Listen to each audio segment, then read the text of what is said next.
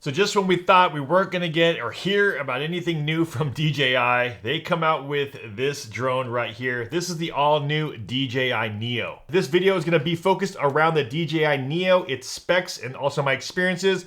I am going to have separate videos that go into a lot more detail, especially when it comes down to comparisons. I have this drone compared with the HoverAir as far as how does video quality look, and also how does the Neo sound in comparison to these drones. Do I get the Neo or do I get something like DJI Mini 4? What would be the difference between these two drones? So if you guys don't want to miss any of these comparison videos, make sure you guys are subscribed to the channel. And let's dive right into the new DJI Neo. Now, if this is your first time learning about the DJI Neo, just want to quickly go through what is the target market or target audience for this type of aircraft. Now, the first thing you need to know is that this drone does not need any remote control. It does not need anything connected to it in order for you to actually get it up in the air, fly, get some dynamic shots, and have the drone come right back to you. You don't need to hook it up to a phone. You don't need to hook it up to a remote control to pilot it. You can actually do everything from the drone itself. Now, of course, there is some customizations when it comes down to settings and parameters that you are going to need a phone, but technically, once those are all set, you can just keep this in your bag,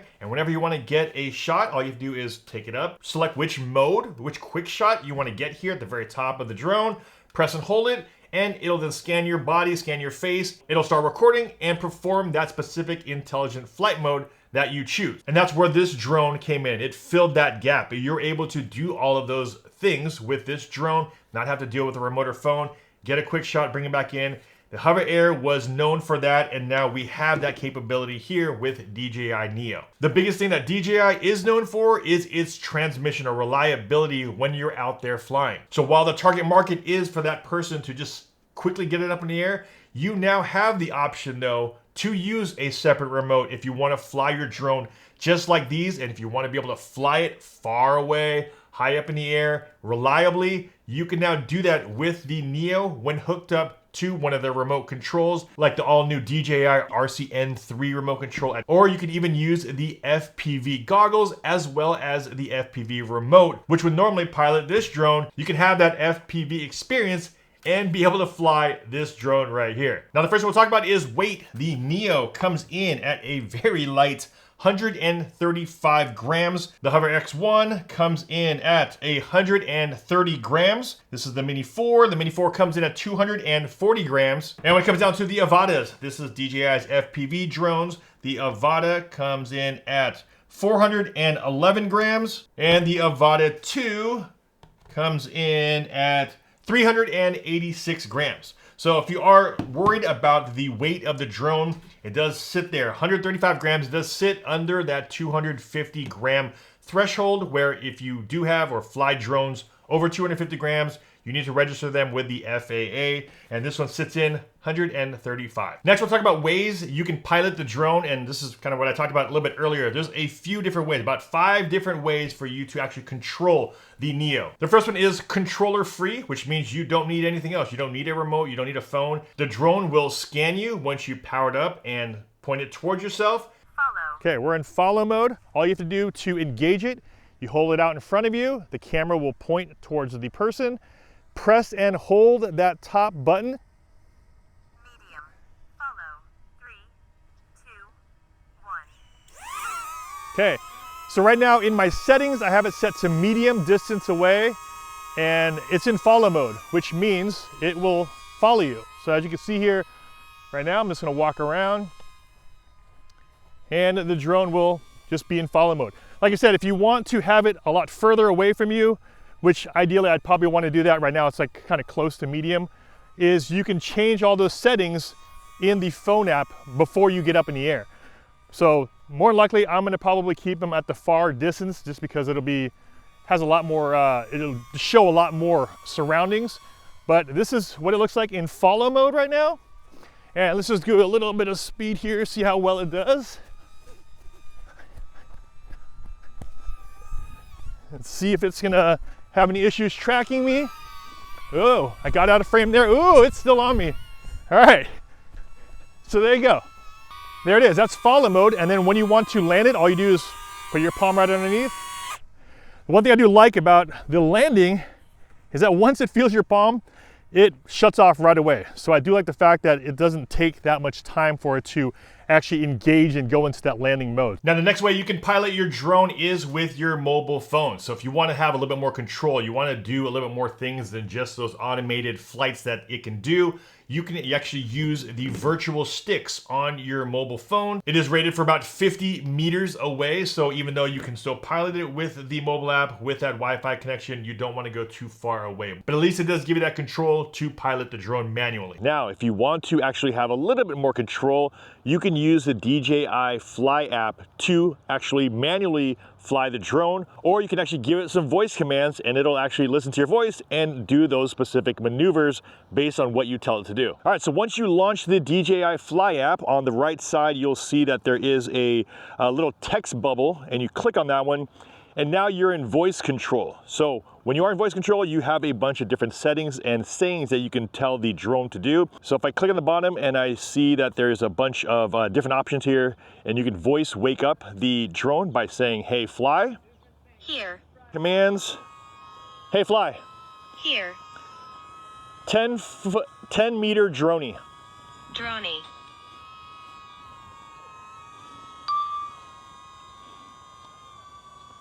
And just like that, the drone is pulling back, giving me a 10 meter droney. Now, the next way you can pilot your drone is with this remote control right here. This is the DJI RCN3 remote control. There's a plug in the back, hook it up to your phone, and now you're able to pilot the drone using the remote control. And with this remote control, you can now fly the drone, not 50 meters, you can fly it up to 10 kilometers away, or rated for 10 kilometers away. Now, of course, with a tiny little drone like this, of course, no one's gonna really fly it that far, and also with the battery life, you're not gonna go that far. But what's great is that it is using DJI's OcuSync or 04 transmission technology, and that's the same transmission that they're using on their more advanced drones, which means if they are using the same transmission, then ideally you're gonna have really reliable connection between your remote and your drone. So if you wanted to fly your drone very similar distances like you would something like your Mini or your Avadas, you should be able to comfortably fly the same way, except you are now doing it with a tiny little drone like this. Now, even though it's rated to fly or be able to fly that far, you also have to be understanding of your surroundings. Now, when I did fly this in comparison to some of these, when it's windy outside, you will see that strong wind warning in your app. And of course, this being really tiny, wind will be one of the factors you have to really take in consideration. Now, these drones right here actually have a level 5 wind resistance, while the Neo as well as the HoverAir X1 has a level 4 wind resistance. Now, if you want to have a lot more of an immersive experience, you can fly this little drone with your DJI Goggles 3, as well as this right here, which is the RC Motion controller. The Goggles 3 and the Motion are what came out when the Avata 2 came out, so you can now use the same gear to fly the Avata 2 as well as this, now the DJI Neo. And for anyone that hasn't flown or tried the Motion, you definitely want to experience it. It makes flying super simple, especially if you're new to FPV or first person view and using something like Goggles. It can be very intimidating. The thing I like about it, like I mentioned, is that you now have OcuSync 4 technology, which makes things just really, really reliable as far as transmission goes. In some of these gaps that I normally wouldn't fly, you know, some of the bigger drones. So I could bring it back in here, come back underneath, you know, go underneath these trees. Right above me right here, I'm sitting here flying. And this is something, again, like I said, I probably wouldn't push my luck as much with something like the Avata. And finally, the last way you can control the Neo is with the DJI RC3 and the Goggles 3. So if you still want to have that FPV experience, but you would rather fly with sticks instead of the RC Motion or motion controller, you're not able to do that with this remote control. The great thing is that this remote, as well as the Motion and the Goggles, they all work off of the 04 technology, which means that transmission between all of your gear is going to be extremely reliable, and you can fly at far distances. Now, of course, all these accessories are going to be sold separately or in different combos, but if this is going to be the first time picking up the Neo, I would highly suggest at least picking up the Neo as well as the RCN3 remote combo. And speaking of advanced features, if you are an FPV pilot and you do have something like the RC3 as well as the goggles, you can also fly the Neo in manual mode. So if you have full control, not only will have that standard normal and sport mode, but you can do full manual control with the RC3. Of course, I'll leave all the prices for the Neo and the remote control combos and all of the other gear accessories. That'll all be linked down below in the video description. Next, we'll jump into the camera. We have a 1/2-inch sensor on the Neo, as well as you're able to shoot 4K, 30 frames a second, which is a nice bump up. Here on the HoverAir, we only have 2.7K up to 30 frames a second. We have an aperture of f2.8 as well as a field of view of 117 degrees. Next, we'll talk about battery and flight time. Now, the battery is here at the very bottom. You press this button and slide it out.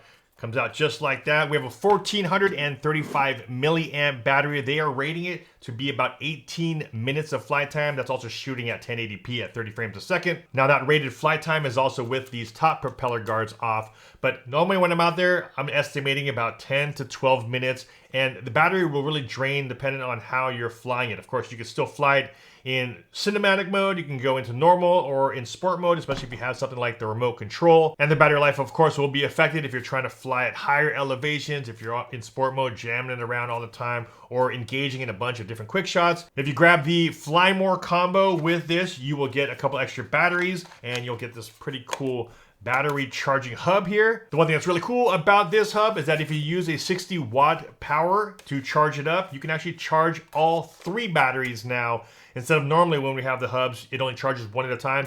You can charge all 3 of these batteries from 0 to 100% in about an hour. Now, if you are planning on getting the Neo, just the drone by itself, you might want to know that there are a bunch of quick shot modes that you're able to perform. And like I said, you could do that without having any phone or controller. Now, if you want to change some of the parameters of the quick shots, you're going to need to open up your mobile app, the DJI Fly app, and you're able to choose on there the distance away you want one of these quick shots to perform. So if I want the droney, if I want a droney shot and I want it to go a little bit further away from me, you could change those settings in the Fly app. Now, once you power on the drone, you can actually toggle through the different quick shots by pressing the button here at the very top. And each time you press it, it'll tell you which quick shot mode it's in. So you can actually hear it here.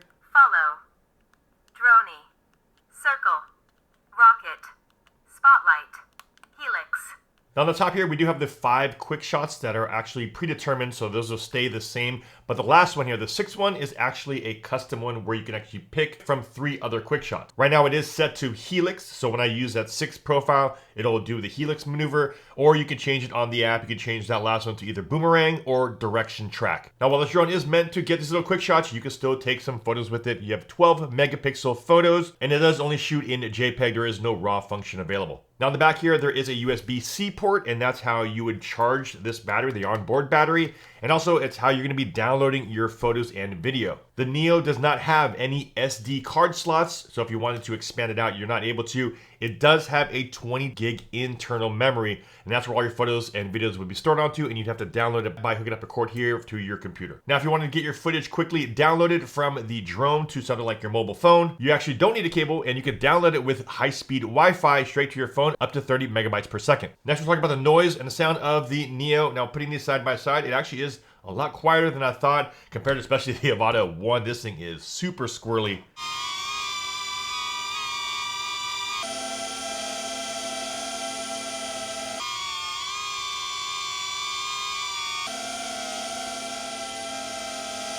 I will have a longer video going through some comparisons of the other drones, so make sure you guys check that one out. This next function is really cool, and this is something I did not think it would work that well. But if you are out there flying and you actually want to record your audio, you can actually use the app and record through the phone.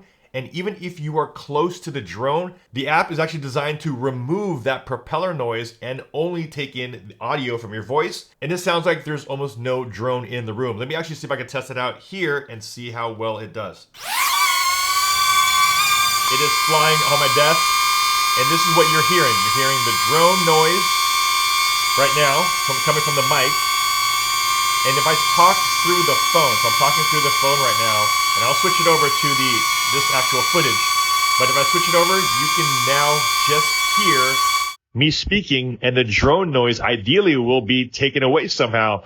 And that's really cool. So if you want to do some commentary while you're out there flying, you're able to do that and you don't have to worry about that drone noise. The app actually will remove the propeller noise from your video. So this boomerang, you got 3 custom options to use. You have helix, you have boomerang, and you also have the direction track. Now, if you want to level up your audio, you can actually hook up the DJI Mic 2 to your phone, and it'll also record the audio and bake it all into the video itself. Now, one feature we do have here on the Neo was something I was not expecting, because it's a feature that is normally reserved or was reserved for the mini lineup, as well as the Air and the more advanced drones. We also have FocusTrack on the DJI Neo. Now, if you did just get the drone by itself without the remote control, then you're not going to have access to FocusTrack. But what's really nice is that when the drone is up in the air and you're flying it with your remote control, just like you would if you're flying the Minis or the Airs or the Mavics, you can now select a subject, you can select an area on the screen, and you'll have the FocusTrack options slide out from the bottom. And those FocusTrack options are active track, spotlight, as well as point of interest. That means if you are using the remote control and you wanted to be able to follow a subject, follow a car, follow a person on a bike, you can now trigger that with active track here through the app. With Spotlight, all you have to do is draw a square around the subject or the area that you want the drone to kind of keep in focus. And lastly, we have point of interest, where you can actually select an object, select a person or a building or a subject on your screen, and then you can actually fly routes around that particular point of interest. This setup right here was probably the most fun for me, mainly because of the size. If you compare the Avata 2 with the new Neo, you just have a little less worry when you're out there. Again, we have the propeller guards all the way around, and also if this were to hit something and fall over, you're also not going to be going as fast as you would with something like the Avata 2 or the Avata. Flying with the remote and the goggles and being so small, you really do, I would say, just kind of push the drone a little bit more, a lot more than you would some of the other ones. What's crazy to me is that we also have all other really cool features that the Avata 2 has. So we have things like head tracking. So if you want to wear the goggles, you are now able to have the drone point in whatever direction you are just by you moving the goggles.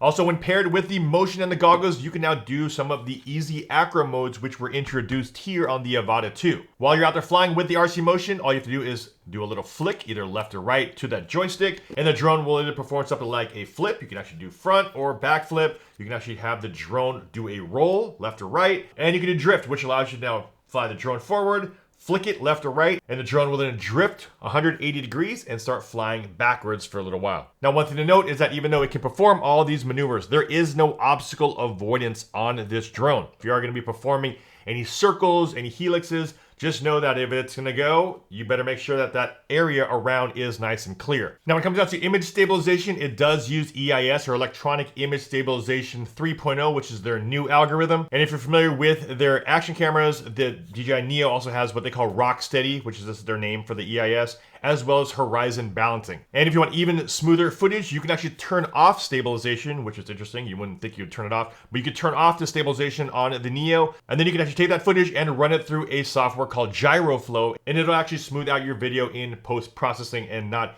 in camera like we would if you just turned on Rock Steady or horizon balancing. And for me, the only way I think you could change the settings as far as the Rock Steady and horizon balancing is when you are flying the drone with your goggles. And finally, being in that $199 space, it really does kind of take out the HoverAir at this point, because this comes in at pretty much twice the price tag. And with the ability to pair this with the RCN3 remote control, this combo right here is just going to be extremely fun.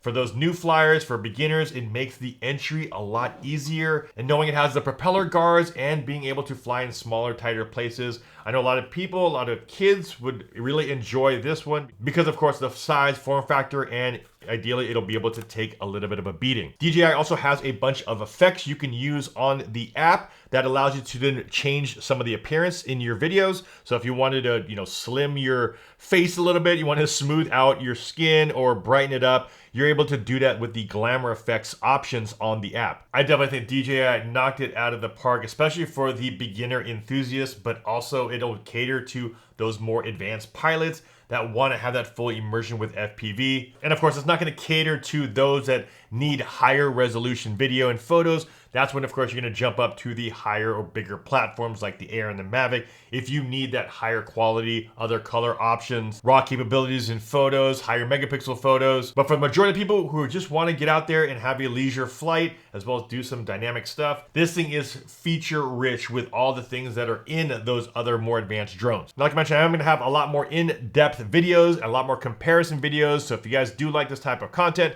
make sure you guys are subscribed to the channel. In this video, I just want to go through all the things you might want to know about the DJI Neo.